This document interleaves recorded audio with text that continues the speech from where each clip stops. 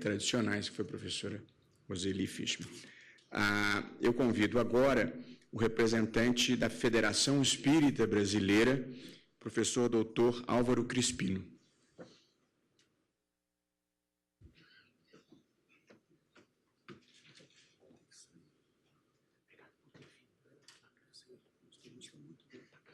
Bom mix, a sua, né?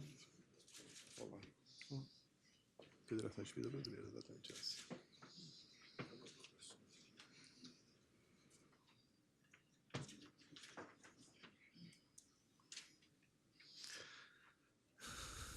Sua Excelência, ministro, relator Luiz Roberto Barroso, demais autoridades da mesa, companheiros expositores, senhoras e senhores presentes. Meu nome é Álvaro Crispino e tenho hoje a tarefa de apresentar a posição da Federação Espírita Brasileira, que aproveita o espaço dessa discussão para apresentar a sua experiência e os ditames que orientam a gestão do sistema ou do movimento espírita brasileiro. E para que possamos fazer essa apresentação de sucesso e fundamentar, ao fim, nossa posição, vamos discutir de forma rápida, porque o tempo é cruel, duas ideias basilares do Espiritismo e uma ideia de sistema ou de organização de sistema.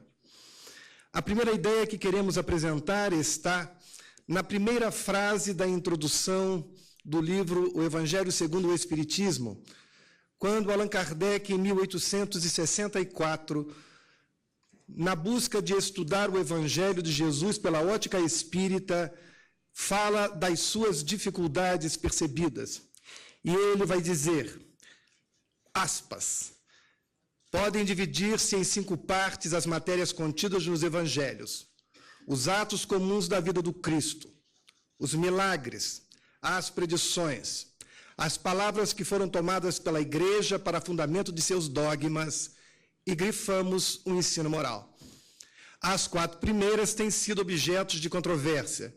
A última, porém, conservou-se constantemente inatacável.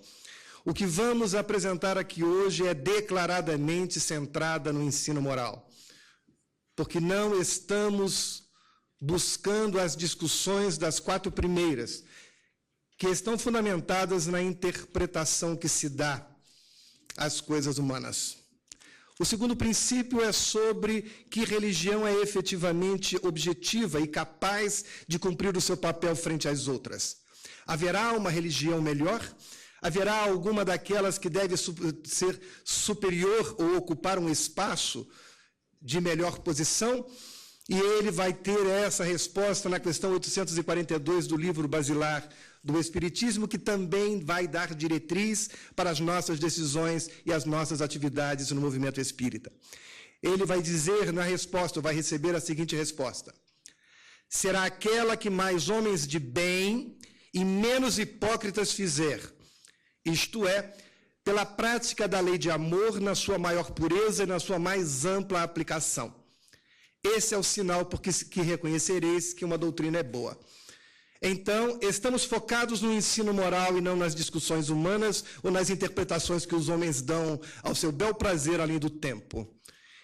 E não somos portadores do canal único que leva a Deus.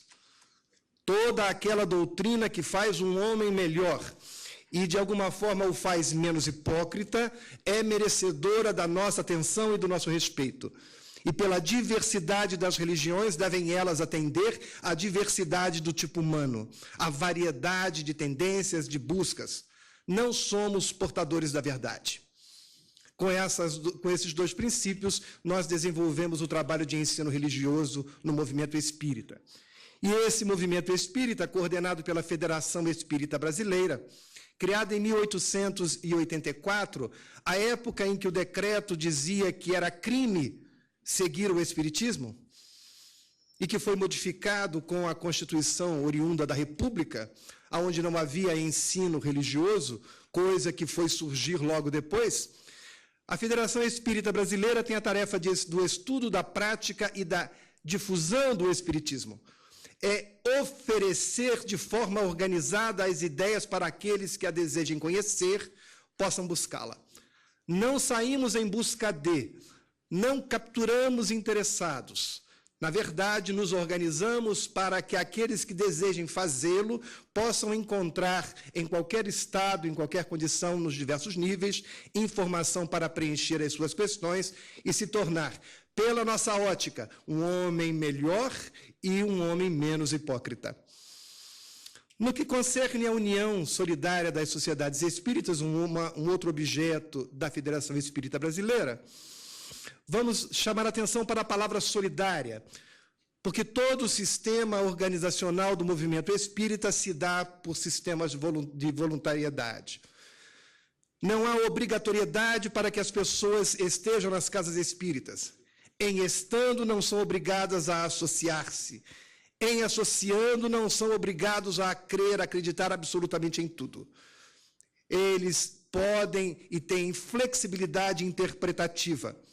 As casas espíritas se reúnem como casas espíritas adesas, as federações estaduais também por aproximação de princípios. Não existe subordinação, não existe controle, não existe policiamento. É uma construção dialógica em torno dos grandes princípios espíritas e cada uma das casas e das pessoas são capazes de contribuir com a interpretação do Evangelho de acordo com a sua experiência. Feito isso, vamos à resposta do quesito apresentado pelo ministro relator e iniciamos dizendo que não somos favoráveis, não nos manifestamos favoráveis ao ensino religioso nas escolas públicas. Esta não é a questão de hoje, mas para alcançarmos uma das três possibilidades que nos foi oferecida, deixamos claro, desde antes, que não somos favoráveis à existência do ensino religioso nas escolas públicas. Porque acreditamos que essa formação deve dar-se fortemente na família e fortemente nas instituições religiosas, deixando o Estado para a proteção deste direito, para garantir que essas famílias e essas instituições possam, no exercício da sua crença, no exercício das suas ideias, efetivamente executá-los sem as restrições que, infelizmente, temos presenciado nos dias atuais. Então, das opções que nos foram oferecidas, nós vamos buscar o ensino religioso não confessional, mas com a ressalva que apresentamos anteriormente. E sabemos que a posição não confessional nos estados não é hegemônica. Vamos buscar uma pesquisa publicada por Diniz e Carrião, aliás, Diniz falará para nós na tarde de hoje, onde as autoras apresentam 4 estados como modalidade confessional, 22 estados na modalidade interconfessional. E vamos deixar de considerar, porque estamos falando do ensino moral e não nas outras 4 modalidades que envolvem a interpretação dos homens sobre as coisas religiosas, que toda interconfessionalidade tem na sua base uma manifestação confessional. E um estado apenas na pesquisa que estamos nos fundamentando tem um ensino não confessional, que é o estado de São Paulo. Para nós, nessa modalidade, caberia o estudo da moral, da ética, dos valores universais, que pautam as relações humanas e sociais baseadas no bem e na paz. Então, até aqui, nós apresentamos o foco, que é a educação moral. Apresentamos a organização do movimento espírita que se dá pela construção do diálogo e em torno de grandes princípios doutrinários. Apresentamos as dificuldades que podemos enumerar a partir dessa situação. E, mesmo assim, o movimento espírita cresce desde a primeira vez em que o censo do IBGE coletou a resposta sobre religião. Vimos crescendo desde antes, e em momento nenhum nos apropriamos dos espaços públicos ou das vantagens públicas para a difusão. Em momentos nenhum vamos buscar na sociedade aqueles que devem alimentar as nossas fileiras. Estamos nos organizados para oferecer àqueles que são interessados as ideias que nós efetivamente alimentamos. E respeitamos todas as outras religiões como caminhos importantes, necessários e válidos para a construção do homem de bem. Se nós abríssemos o censo de 2000 e 2010, iríamos encontrar esse conjunto de informações. Colocamos apenas algumas manifestações religiosas nessa variação, porque o último censo do IBGE listou 147 modalidades diferentes de religião, o que torna absolutamente impraticável a representação delas todas na ideia da manifestação do ensino público. E enquanto a população brasileira cresceu 12% nos últimos 10 anos, o movimento espírita, que trabalha a família e as instituições, cresceu 70% sobre os seus próprios números. Como estamos falando de ensino fundamental, podemos abrir esses números para a faixa etária própria. E vamos perceber, no lado esquerdo, a faixa etária, do lado direito, o crescimento Brasil de população, e a segunda, da direita para a esquerda, o crescimento de espíritas. De 0 a 4 anos, enquanto houve um decréscimo, uma retração de mais de 15% da população, a população espírita cresceu 50%. De 5 a 9 anos, um decréscimo de quase 10%, e nós crescemos 41%. De 10 a 14, uma estabilidade, e nós crescemos 42%. De 15 a 19, uma retração de 5%, e crescemos 28%. Logo, o que estamos fazendo ao longo das décadas, não nos utilizando dos espaços públicos para a difusão das ideias religiosas, tem alcançado seu objetivo, que é atender as pessoas que nos buscam. Logo, o foco é a educação moral. O ensino deve auxiliar a formação do homem de bem em seu processo de decisão de vida, como indivíduo social, como ser social a partir dos princípios, no nosso caso, do Evangelho de Jesus. A educação religiosa deve ser desenvolvida pelas instituições espíritas, que são adesas ao movimento. A responsabilidade pela orientação e gestão dessas ações é da família. E vamos trazer uma outra informação que acreditamos importante sobre esse aspecto, que é a pesquisa de Regina Novaes e Melo, que fazem um cotejo entre as demonstrações religiosas de jovens, de suas mães e de seus pais. E elas, as autoras, encontram essas relações. Quando perguntados os jovens que têm religião, que se dizem espíritas, dizem que suas mães, 44% deles dizem que suas mães também são espíritas. E 50% dizem que seus pais são espíritas. E esses números alcançam 71% entre os companheiros de formação protestante. Entre os jovens pesquisados, 71% tinham a mesma religião da mãe e 60% da religião dos pais. O que mostra que a família é, na verdade, aquela célula que deve prevalecer na formação dos valores religiosos, dando força à formação intergeracional.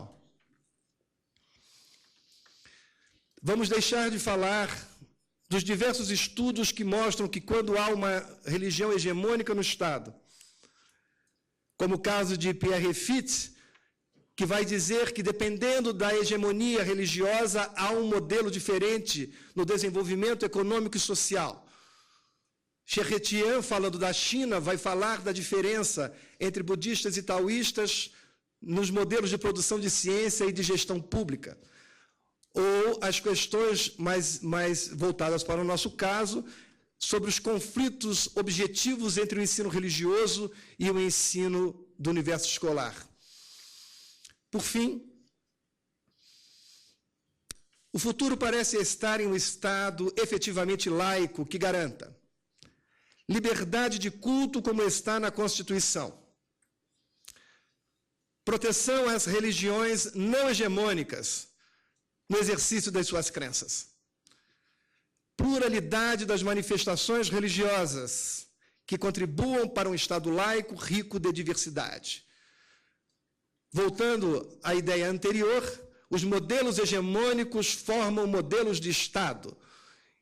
E se isso é verdade, como acreditamos e as pesquisas dizem que sim, esse Estado formado por religiões hegemônicas certamente tornarão difícil a sobrevivência e a manifestação dos direitos de crenças chamadas não hegemônicas. E, por fim, justiça religiosa manifesta pelo tratamento igualitário em todos os níveis e de todas as religiões, permitindo a construção da paz e do bem, que deveria ser o objeto principal daqueles que se ocupam efetivamente de religião e não de movimentos religiosos de base humana. Muito obrigado, senhor ministro, pela oportunidade da FEB mostrar a sua experiência. Muito obrigado ao professor Álvaro Crispino.